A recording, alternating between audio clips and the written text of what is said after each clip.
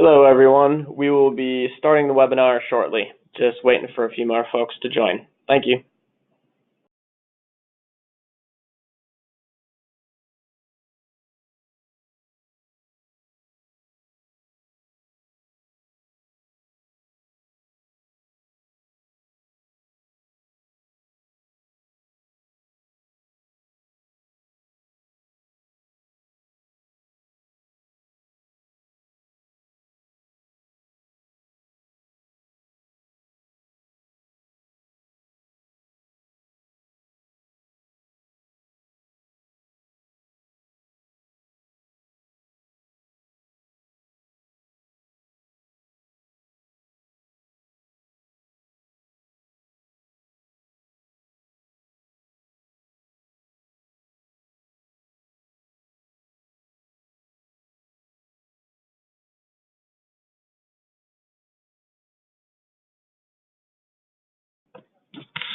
All right, we'll get started here. As I said, hello and welcome to today's webinar. My name is Nick Kaza, and I work on energy and sustainability programs at the National League of Cities. Today we're going to hear some solar success stories from a few different cities across the United States and learn about various resources that are available to cities to help them grow and improve their local solar markets. We have several great presenters today, including someone from Bozeman, Montana, Freeport, Illinois, Orlando, Florida. Each of those cities is doing great work to really promote local solar development. Before we get started, just a couple of housekeeping items. This webinar is being recorded. All attendees are muted and will be throughout the webinar. After our speakers have concluded their presentations, we will have time for a brief Q&A. If you do have questions, please submit them to the organizer through the chat feature in GoToWebinar. If you have any problems with that, you can email me at kaza@nlc.org, and I will be able to respond that way as well to questions or ask questions that come up. With that, we're going to turn it over to our first presenter, who is Natalie Meyer from Bozeman, Montana. Natalie, I will unmute you momentarily as I get your slides ready.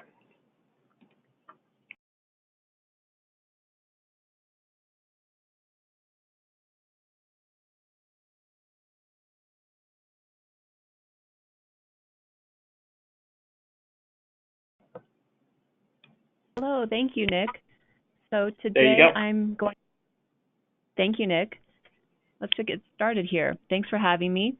Today I'm going to share a few, stories from Bozeman, Montana on how we've worked to advance solar PV.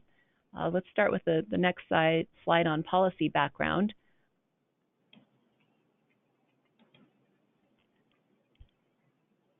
So here in Bozeman, we've worked for a number of years to reduce greenhouse gas emissions, promote efficiency, and advance renewable energy. We adopted the Mayor's Climate Protection Agreement back in 2006, and since then we've adopted 2 climate action plans, and in 2017 voted to uphold the Paris Climate Accord. And most recently, we've been working on a climate vulnerability assessment and resiliency strategy. So there's pretty strong focus on renewable energy here in Bozeman. But on the statewide level, the state law is not as highly favorable towards renewable energy. Our investor-owned utility, Northwestern Energy, actually provides us with over 60% carbon-free energy in the form of 12 hydroelectricity dams and growing wind resources. And with these investments, Northwestern Energy generally feels that they've already made sufficient investment into renewable energy, and they offer really affordable rates. So they don't necessarily see an urgency to invest in renewables. And our state law limits distributed net metering systems to 50 kilowatts, which is plenty for homes, but not quite enough for medium to large commercial businesses. And in addition to that, the law limits 1 solar PV array per customer, which precludes group net metering or community solar. In terms of private investment and qualifying facilities, in Montana, a qualifying small generator is between 100 kilowatts and 3 megawatts. If it meets specific contract terms, and the utility is obligated to bring them online and integrate them. But back in 2017, there was a lot of national interest in developing QFs in Montana, and so our State Public Service Commission promptly changed the contract terms from 25 years to 10 years and reduced the amount per megawatt hour available. So the forecast for bringing more renewable energy to the grid is pretty low, so we're focused more on local solutions. Next slide. A little bit of background on emissions here in Bozeman. Here's the obligatory emissions inventory report. We have about 53% of our emissions from commercial and residential buildings, with about 35% of our emissions from vehicle transportation, primarily single passenger vehicles. So we've benefited greatly from the hydroelectricity on our grid, but that alone, coupled with rapid growth in Bozeman, really won't be sufficient to meet our emissions goals. So as we advance our energy efficiency goals, we look at the larger statewide policy landscape and recognize that we have a lot of work to do and we need to be creative. Next slide. We've spent quite a bit of time focused on our code to make sure that we are really being as permissive as possible with solar. The foundation to that is that we've described solar as an essential service that's allowed in all zoning districts in Bozeman. Some of the other things that we've done, we have no requirement for screening of rooftop mechanical equipment related to solar, and we've exempted solar from height restrictions up to 15 feet. In general, we have minimal property setbacks, and so that allows for more ground-mounted solar. And then in our historic district, which is really important to our community, we allow historic buildings to include solar when it integrates into the overall design. We keep that language pretty vague, but we've never had any issues with solar in historic districts. So just a little bit of background on the utility and community perspective. There's a lot of community members here who've advocated for more energy choice, generally wanting more clean energy. And of course, everyone sees the price of solar PV has declined dramatically. So it's confusing to a lot of residents that our utility wouldn't necessarily want more distributed electrical generation to offset future investment into coal-fired or natural gas power plants. Conversely, the utility doesn't necessarily value distributed renewable generation in the same way that they value fossil fuel generated supply. They say it's intermittent, it doesn't align well with peak load in the morning, in the evening, in the winter. And because it's intermittent, it requires a firming resource to balance supply. And it requires a grid that is capable of both sending and receiving electricity. So that requires better controls and communications. So these upgrades cost money, and it's especially relevant in a rural state where our investor-owned utility probably has the most miles of transmission and distribution lines per customer. So the question is, what's the fair long-term rate model, and who should be responsible for paying for these upgrades? Next slide. In Bozeman, we've looked a lot to the solution of community solar. And for those who are not familiar with that, the idea is that really only half of residential and commercial rooftops are able to host a solar PV system due to shading, direction of roof slope, and ownership issues. So community solar is often built on undesirable parcels of land, like a brownfield site. And these, because you can optimally site these locations, they produce 12 to 15% better over time than rooftop systems. So what community solar does is allow participants to buy or lease PV panels or subscribe to a portion of the clean power generated from a more centralized array. There's clear economies of scale, which I'll touch on here momentarily. Next slide. So with that backdrop, a lot of these tensions between the community and the utility came to head during our 2015 legislative session. The public comment around net metering was caused a big storm in our capital, and our utility really effectively stopped all efforts to advance net metering in Montana. But they had a real messaging challenge, and with that, our city leaders met with Northwestern executives and spoke very candidly about some of these issues. And as a result, I had a chance to work closely with our local community relations manager, and we decided to partner on a stakeholder sustainable energy workshop. This was held in June of 2015, and we invited 85 stakeholders from the community. That was facilitated by an outside organization. At the time, it was called Solar Electric Power Association. And we held conversations to help us better understand both sides of the fence and discuss innovating long-term solutions for Montana.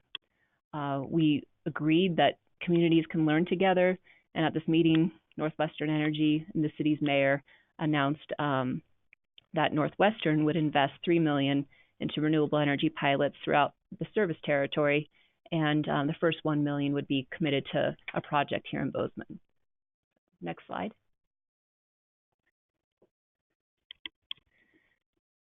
So from this, we conceptualized the Bozeman Solar Project, which is a 385 kilowatt solar array with smart inverter controls and enhanced metering, where we installed advanced metering infrastructure that read 15-minute interval readings in 40 residential homes, 20 businesses, and 1 industrial customer. And for those who are not familiar with advanced inverters, they modulate solar output and communicate actively with grid operators. This gives the grid more stability and really enables wider adoption of distributed solar PV. So the goal of this project was to evaluate long-term sustainable models for the integration of renewable energy to the grid.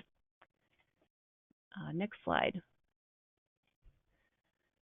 This slide details some of the specific areas that we're focusing on with this study.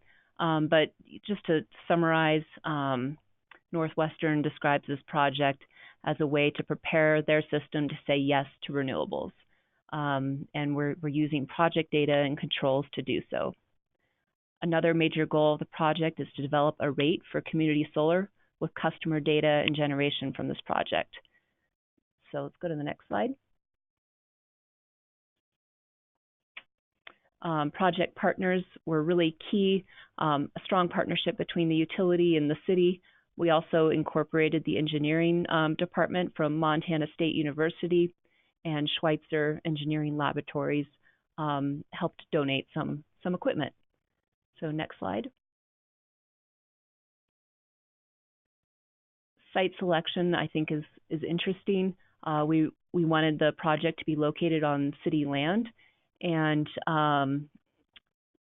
wastewater treatment, identified here as WRF, Water Reclamation Facility, is really energy intensive, and that's consistent across cities. So siting solar at these facilities is really highly replicable for on-site energy, and as we're learning, is potentially a great location to integrate solar behind the meter. So next slide.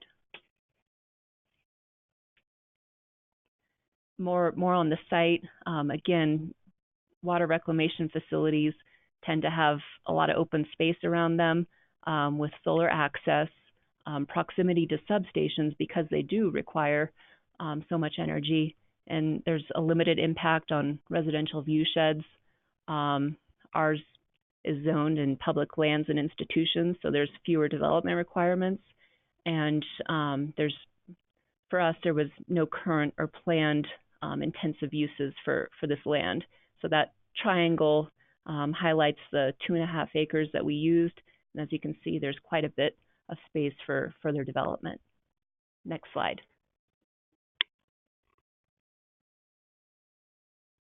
A really great thing that we can talk about with this project was local jobs. All but one of our contractors were local, and the community feels really positive about that aspect. Next slide. I mentioned that it was a strong partnership between Northwestern and the city, and just wanted to mention that from the decision to fund to project concept, design, RFP, permitting, building, and commissioning, we got this done in 15 months. Next slide. I mentioned economies of scale. This 385 kilowatt array at the time came out to be $1.80 per watt, and at the time the national average per watt was closer to $3.69 for a residential scale system, and today a residential system is around maybe $3.13 per watt, including federal tax incentives. So there's clearly a nice advantage to a larger scale system. Next slide. Communications and education was an important part of this project, so we worked with Northwestern to develop a project dashboard where we can see total production and the load of those advanced metering participants. If you go to the next slide, you can see what we've done with this. We've charted the residential load relative to the PV production, and the data from this is going to be used to help us develop a community solar rate case before the Public Service Commission. And this is the type of information we need, so we're planning to accumulate this data for a period of 3 years. Next slide. Some other neat things that the utility has been able to do. They developed an internal app to actually forecast their projected generation from the solar site based on the weather. And again, it's really eyes towards future development. And then next slide. This is a little bit difficult to see, but I just wanted to mention some of the research work that's taken place. This is a day, August 21st, 2017, when the Bozeman Solar Project dropped exactly to 5% output during the 95% solar eclipse. So that's interesting learning as you start to think about more significant solar penetration over the grid. Other unusual events that we've become more focused on with the prevalence of smoke in the West, we're using summers to predict some sort of capacity factor in the face of summertime smoke and how that will impact solar generation. Another interesting thing that we learned through this project through some orientation analysis is that for Bozeman, when we orient solar to the east, the production of the PV better aligns with Bozeman's load than a south-facing array. So in the future, if we want to focus on that, that's interesting information. So that about covers the Bozeman Solar Project. So if you go to the next slide, I wanted to talk just briefly about solar and transportation. You might recall from our earlier slide, about 35% of our emissions are related to transportation. So we are working with a number of partners across the state on transportation electrification, and we applied for a DOE Solar Energy Innovation Network study, and we were awarded that technical assistance. And from that, we're really focused on integrating electrical vehicles and solar PV into transportation planning for residents, public transportation, and municipal fleets. From this study, it's an 18-month project period. We're developing a community roadmap for other communities to replicate, and we're focused on a pilot project in Bozeman.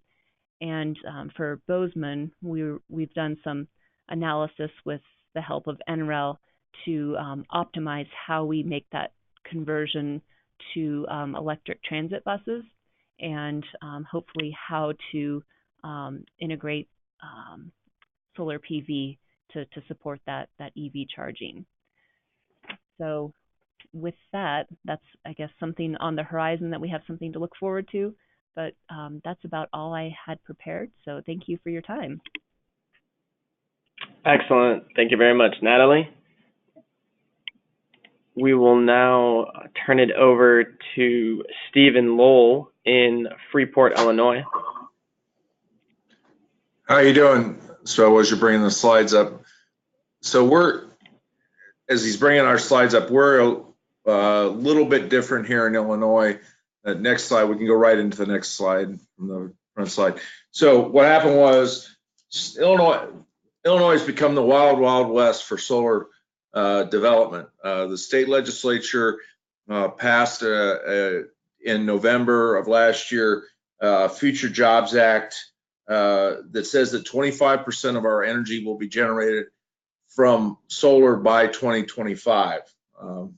So we really, the communities are looking for ways to control the solar. So we reached out right from the very beginning and said we want to become a solar smart community because we want to be showing that we are a leading community and looking forward and driving. That's kind of the community change to manage a form of government, and that's kind of been where the leading is. So we want to be able forward leaning and embracing new technologies, strategies as we go forward, and really promote solar across the community. We also wanted to streamline the process so that both developers could come into our area, and we also promoted solar so that they feel like we're really embracing solar. In fact, we have a public hearing tonight for a 1 megawatt site on our landfill, and we're in the process of doing a 4 megawatt site that will drive our wastewater treatment plant almost totally from solar. So those are both in development. We have some other sites that are being sited. Here in Illinois is they're going to only grant between 100 and 125 initial tie-ins into the grid. So it's the reason why they're looking at wastewater treatment facilities and landfills is brownfields and municipal high usages get priority. Next slide. So what we did was we met with some key members within the community, some drivers within the community identified a need as well as community interest. We were already getting people, businesses coming and approaching us in October of last year about doing community solar, using our land. And so now every site that we look at, we're saying, can we put solar on it? In fact, we're drilling a new well, building a new water treatment facility. And one of the things we did is we're looking at bringing somebody in so we can drive it by solar. We adopted initially the Soul Smart requirement for solar statement. We engaged the Zoning Board of Appeals, the Planning Commission, and the Building Commission, and said, all right, let's look at all our codes. And let's with the energy codes, and let's really make it our code solar friendly, so we can make it and then present that to council. We drafted and adopted a solar standard, which includes and promotes PV development in all zones where it's permitted use, and developed a specific design on how we're going to allow installations, put that into our codes, and basically are promoting solar. And then we are in the process of developing an action plan to reach that Soul Smart goal, as well as promoting solar and reaching out to other entities that solar companies to come in and generate as much power as we can within the community for solar. Next slide. So the process is we had a conversation. It was actually started with my deputy city manager and Steve Cox, my attorney, with the Solar Foundation, looking at sample ordinances, look at how we could control it. Again, this was generated because we were already getting requests to put solar in. And then we drafted a draft ordinance using those models, took it to the building and ZBA, had them, Zoning Board of Appeals, had them reviewed it. We presented it and had the staff review it, presented it to the public, got feedback from at public hearings, and then went to the Planning Commission with all the changes, had them review it, and took it forward, and then finally adopted, and we made the revisions and then sent it back to the Solar Foundation to get their feedback and presented a draft to council, and then had a large discussion with council as they got feedback from their, particularly in solar installations. We actually went out to multiple communities and took pictures and slides and said, here's the different type of installations, and kind of pattern our ordinance around that. And we and again, we worked with the Solar Foundation throughout it. We presented for the final draft for approval. Next slide, I'm going to turn it over to Steve here. Thanks, Lowell. I'm just just to tag on to what Lowell said there. The process there was really, it was great to see the legislative process actually work the way it's supposed to. There was input from all of the key players. There was back and forth between the industry representatives and the council members after speaking with their constituents. And I think we really came up with good solutions to some of the issues. What you're going to see in the next couple of slides are just some of the specific challenges that we ran into and some of the more major discussions that we had back and forth on. All of them have kind of a common core in that they deal with trying to establish a criteria-based process while still preserving the rights in the the overall feelings of the adjacent property owners, that they have a voice in the process. So one of the hot buttons here was the residential use and placement. Nobody really had a problem with roof mounts, but when we start talking ground mount racks, things like that in rear yards, particularly in single family installations, the installation of one of those arrays can change the view shed from a number of neighbors. So, and the council also had some concerns about using single family residential zoning as miniature solar farm. We have, just because of the nature of the economy in recent years, we have a number of vacant lots. So what we were concerned about preventing is snaggletooth neighborhoods that are house and industry, et cetera. So the solution was simply to allow the ground mount system subject to a special use. That allows for an opportunity in single family zoning for a review, but we also imposed very specific criteria for finding that special use, so that it's not a all facts and circumstances type of analysis. I'll give you, for example, our surrounding county utilizes that analysis, and they have had probably north of 30 applications for commercial and utility scale projects that have come through here, and each one is considered in a slightly different way, and that just depends on how many objectors show up, et cetera, as I'm sure most of you are familiar with ZBA proceedings. Next slide. Yes, thanks, Will.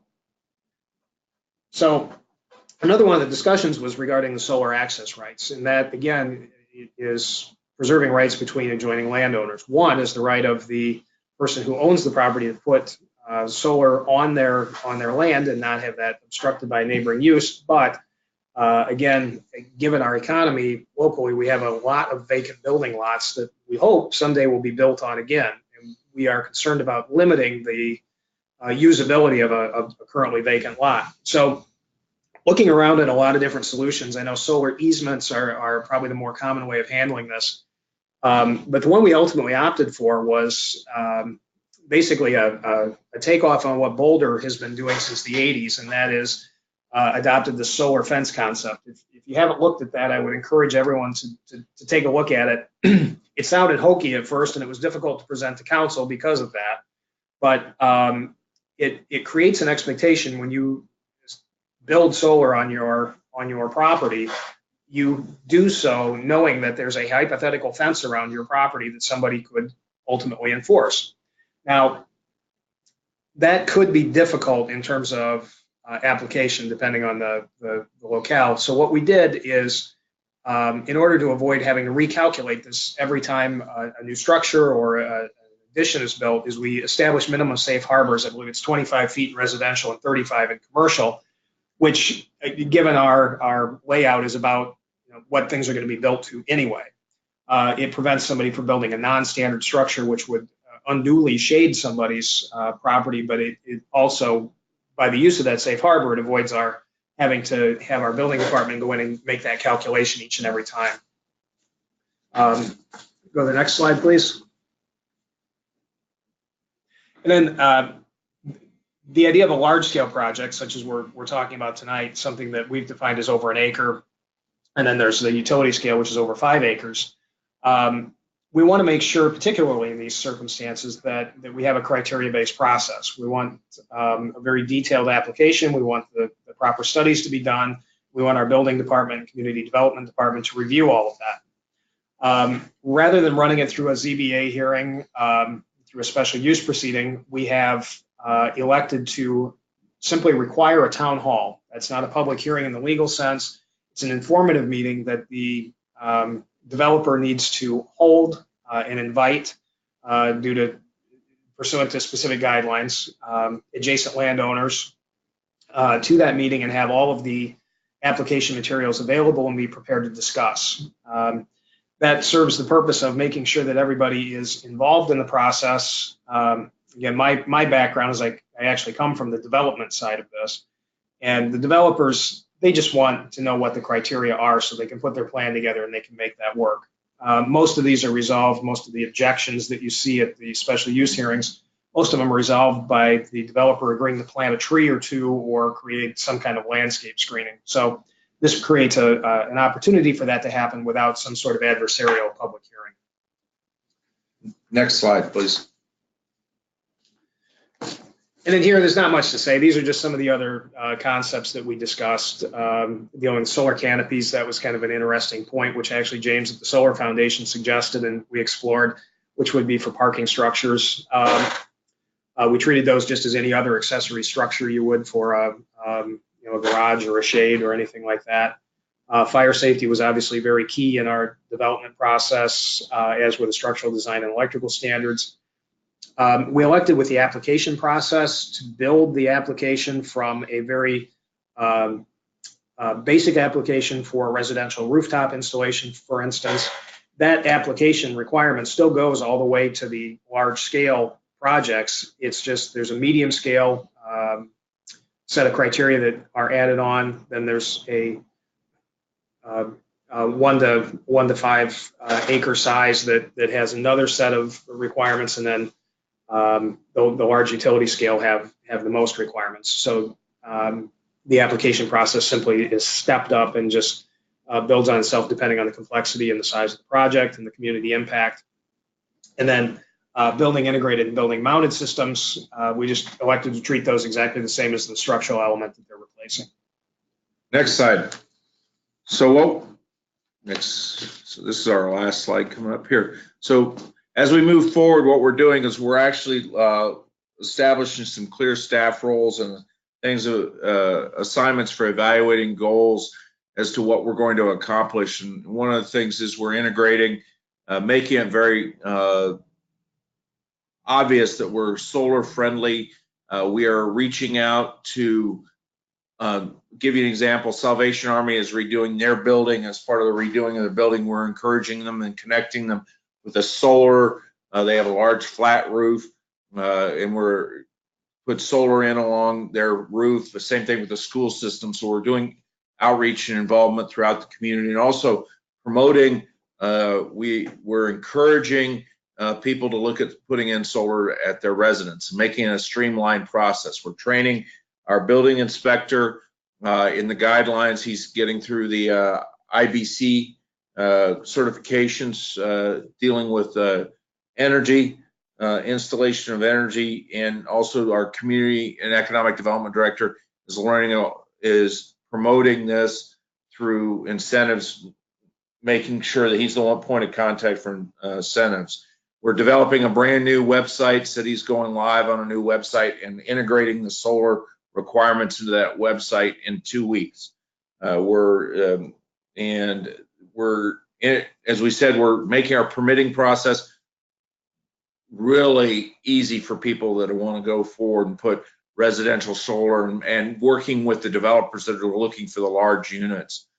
Finally, the intergovernment, we're consulting with the county. One of the things, we're a home rule community in Illinois, so our zoning applies within 1.5 miles of the community, and so we're working very closely and involved with the zoning board of appeals for the county to make sure that we're meeting and promoting solar. And we have met with ComEd and pushing forward the interconnection agreements, so the net metering, we can work with the net metering, work with the state requirements. We kind of have a clunky state net metering requirement, but we sat down with ComEd. In fact, I just had a meeting 2 days ago with the regional manager so that we can get these other units connected. We're establishing, using the SolSmart as the basis of our certification, establishing a timeline to meet the SolSmart Gold certification. And then once we have all these things in place, our goal is by the ICMA conference next year is to be a complete SolSmart Gold certified community. And that's the end of my presentation. All right, fantastic. Thank you both for that. I think it's really helpful for you to kind of walk through the steps that you took, and what your long-term objective is as well. We know Illinois is really turning it up and becoming a very hot solar state, and we're seeing a lot of cities and towns and counties within that state really looking for assistance as they kind of go through a lot of the challenges when it comes to land use and zoning for solar there. All right, we're gonna do a little shift in the agenda, and next up is going to be Emma from Environment America.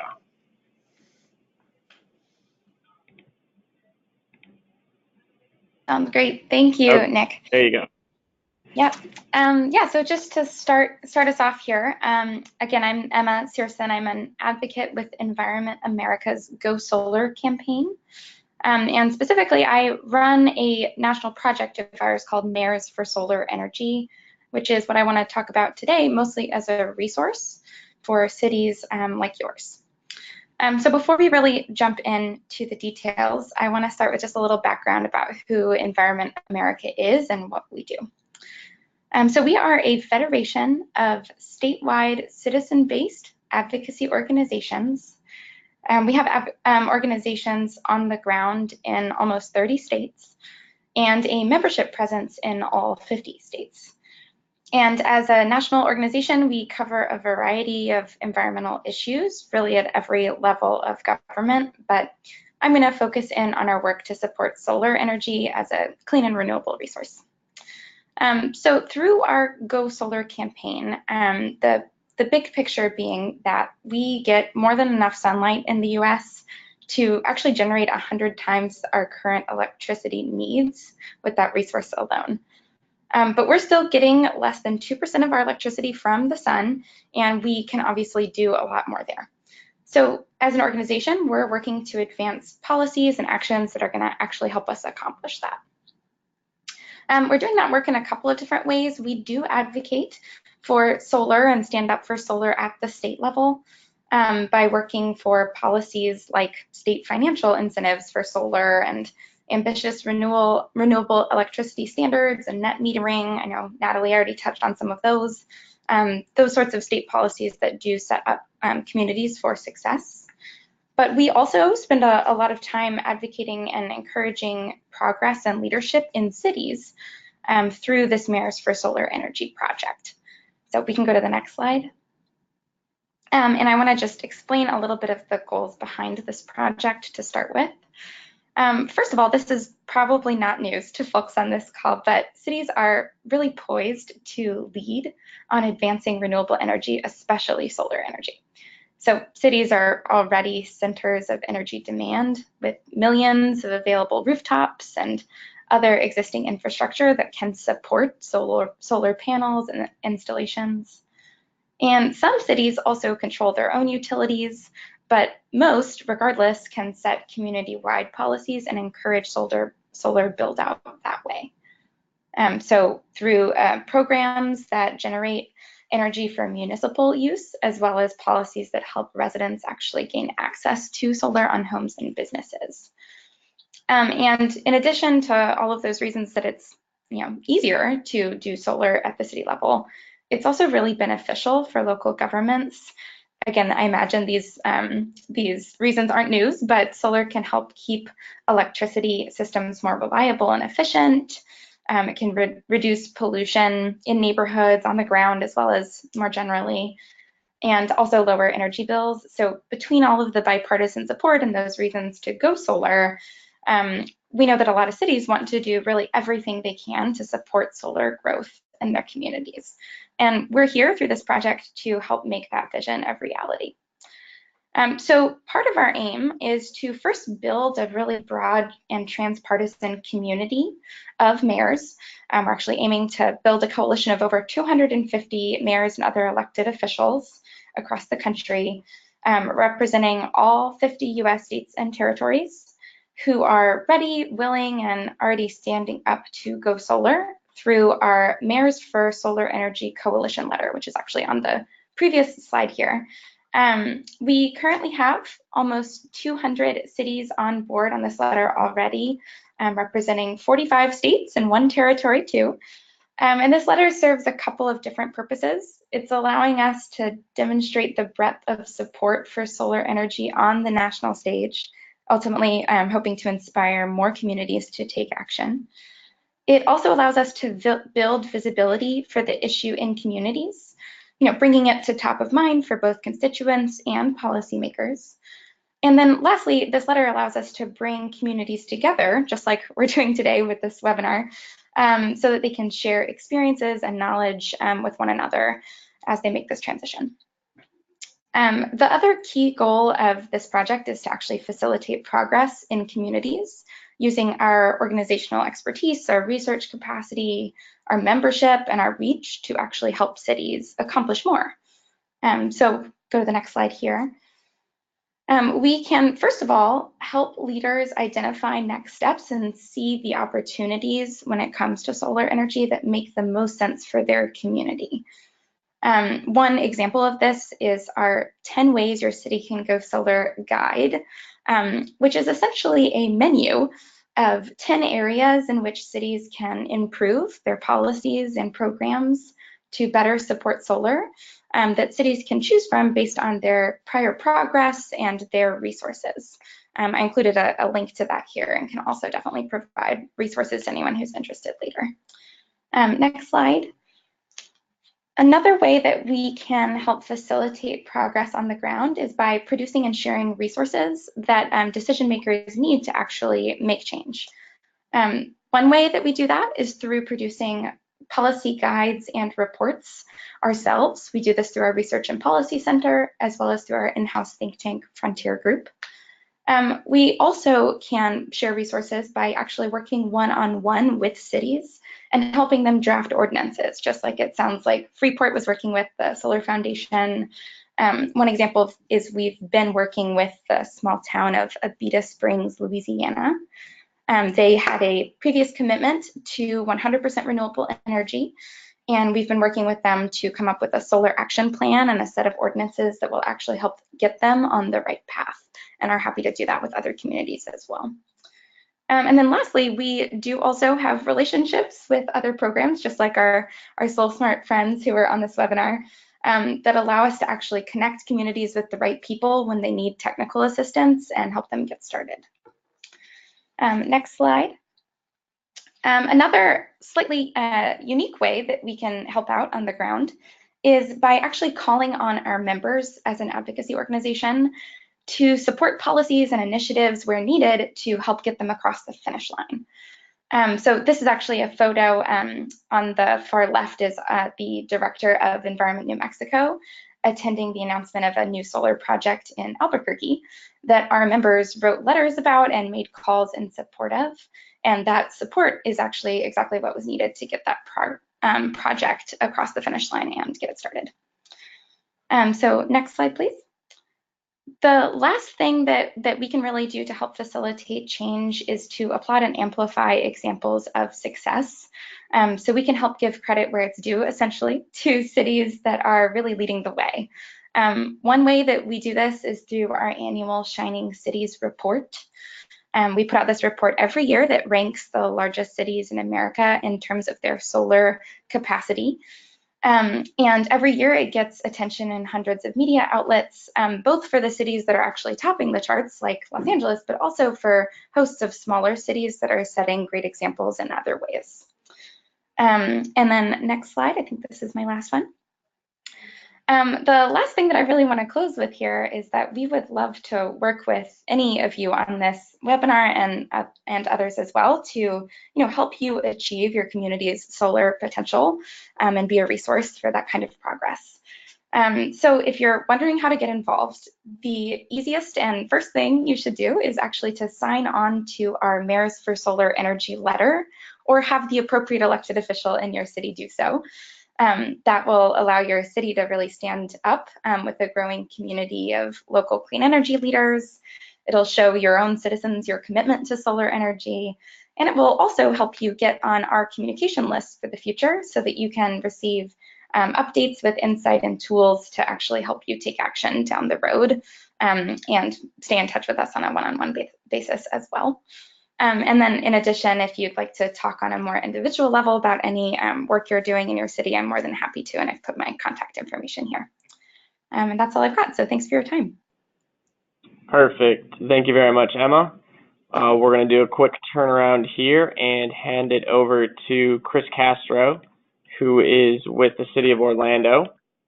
And I'm going to get his slides up here momentarily. Here we go. Thank you so All much. right, Chris, are you there? I'm here. Can you hear me? Yep. Take it away. Perfect timing. Well, I apologize for that. I'm literally stepping off stage here at the University of Central Florida. We're hosting a day-long climate correction summit, and it's been tremendous so far. But happy to be joining you all on this NLC webinar. And my whole focus is really talking about what the City of Orlando is doing to accelerate the clean energy economy and our investments primarily on the renewable side. If you can advance our slide. So one thing I wanted to frame the conversation around is kind of the challenges that Florida cities and Florida in general faces in terms of the adoption of renewable energy. And it really falls down to some of these critical aspects. One is we don't have either a voluntary or a mandatory renewable portfolio standard. So there's really no driver. And as a result, there's no SREC market or REC market in general. In addition, we have outlawed, and probably the most important barrier is that we've outlawed third-party power purchase agreements. And when you look at the way that the vast majority of the country and the world has invested in renewables, it's been through these third-party PPA mechanisms where the solar companies or wind companies offset the upfront cost and then just enter into a long-term agreement to sell that power. That has caused a challenge in that there really is the biggest barrier in Florida is the cost barrier and figuring out ways to solve that. We also don't have rebates and incentives.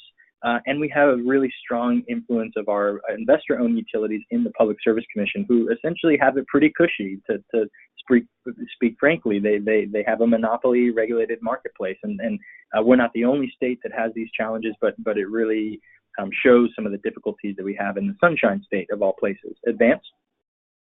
So, Orlando has been one of those kind of blueberries in the bowl of tomato soup, so to speak, in the state of Florida, and we've really stuck our neck out as being part of this transformation in a state that needs it most. This is all really being led by the vision of our mayor, Buddy Dyer, who here, as you see in the image, is in the process of signing the Under 2 MOU, the official subnational agreement for the Paris Climate Accord, and we've joined several other both national and international consortiums that are trying to move this in the right direction. Advance. So that really sets the stage as to what we're doing from a policy standpoint. And about a year ago, this is an image of us at City Council where we passed an official policy, as not just through City Council, but through our Municipal Utilities Board, to move the entire city to 100% renewable electricity by 2050, so the entire electric grid, and then by 2030, make sure that all city operations are powered by renewables. And this was really a major market signal to everyone that we are committed and we're going to make this thing happen. Advance. So the question became, how can cities really do that? And first and foremost, we've been taking advantage of our own city-owned rooftops. This is an image of a 420 kilowatt ballasted PV array. It's at our fleet and facilities maintenance headquarters. And if you advance the slide again, we just recently installed our first net zero energy facility. The PV on this roof more than offsets the consumption at the site for our permit and records building. So we've made it a requirement that every building must be built to LEED Silver standards. And then on top of that, every facility has to be solar ready.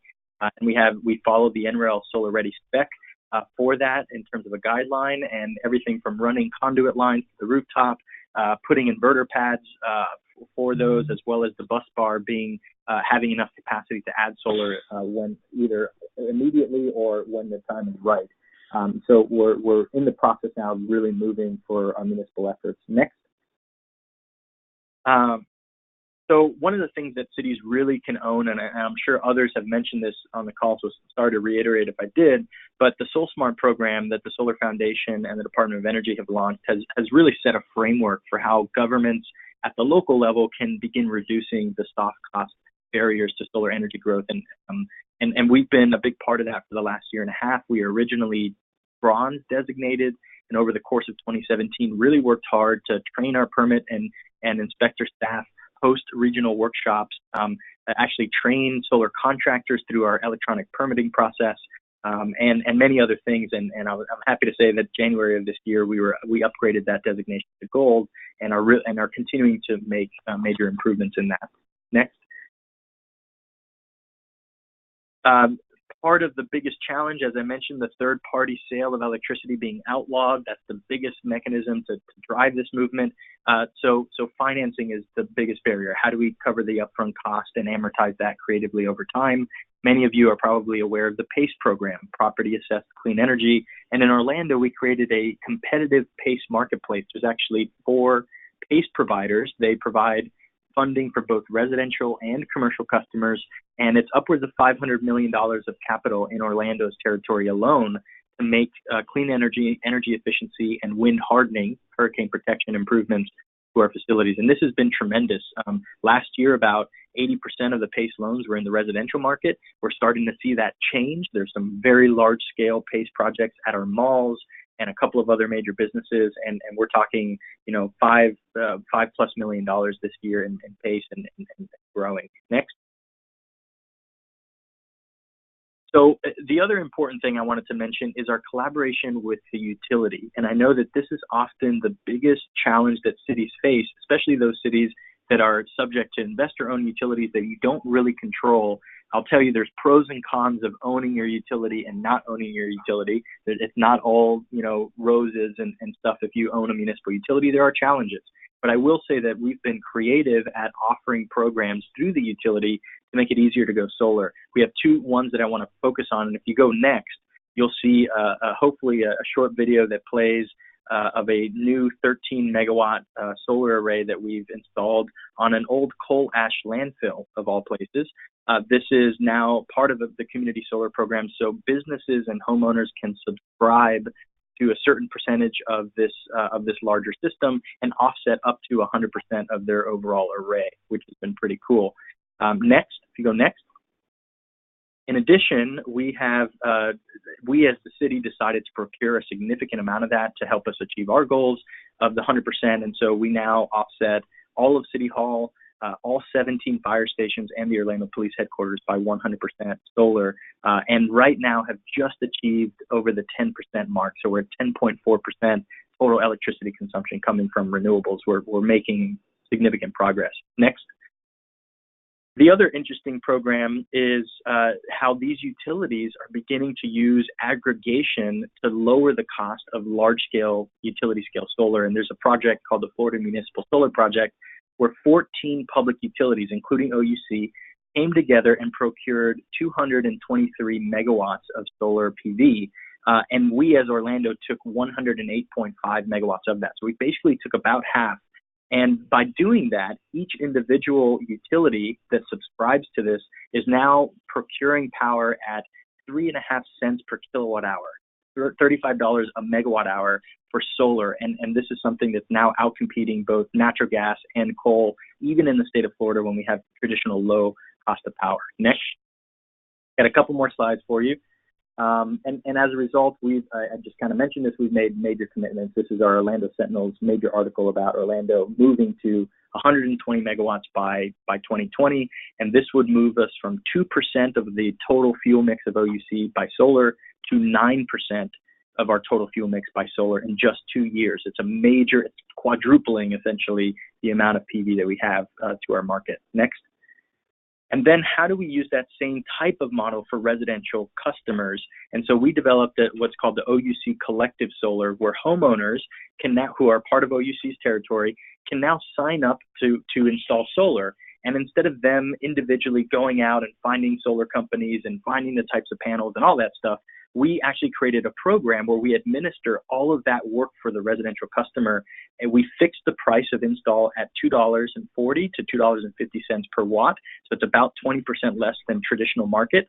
And OUC and the city handles the contractor selection through a very strong vetting process, the hardware in terms of the panels, the inverters, the balance of systems, and then the installation, which is really, really useful. So it's a very turnkey program. Now homeowners are able to get more affordable solar, and they could use the PACE program, right? As you can see there's either a cash deal, a loan deal from a bank, which we have a local bank that provides solar loans, or a PACE deal, and you can make an informed judgment as to what system you want to do, right? Next.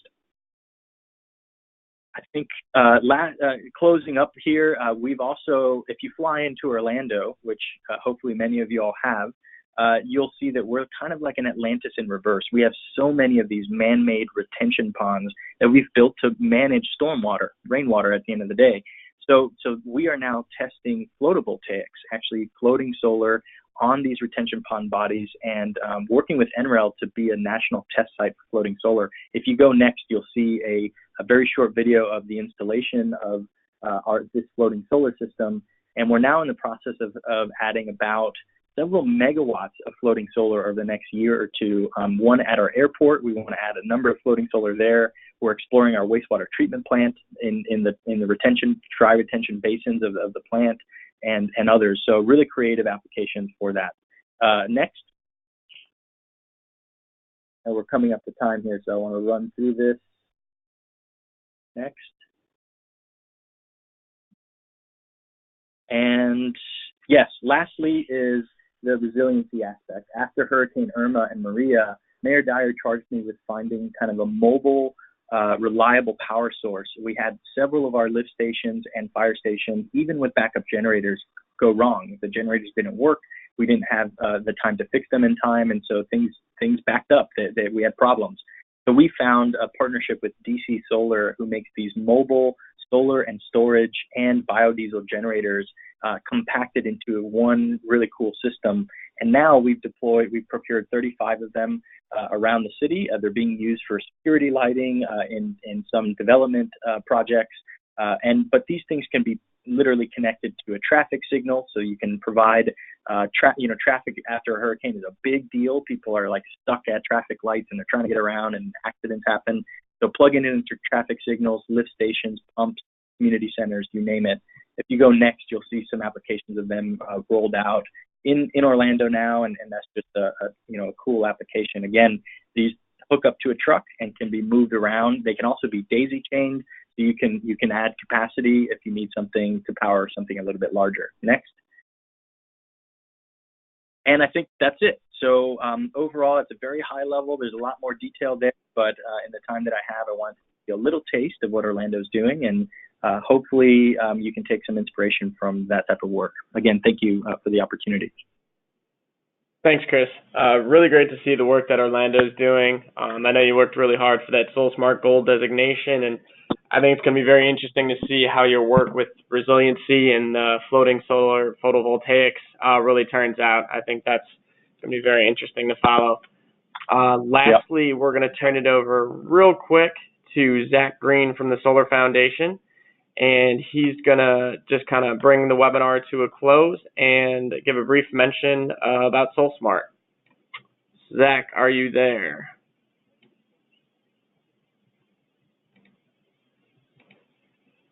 Doesn't look like Zach's there. He may have dropped off. You've heard about SolSmart from a couple of our different speakers here. National designation and technical assistance program open to cities, towns, villages, counties across the country. We have a set of criteria that we use to baseline a community's solar policies and processes. And from there, we then work with the community to help them achieve designation, delivering technical assistance.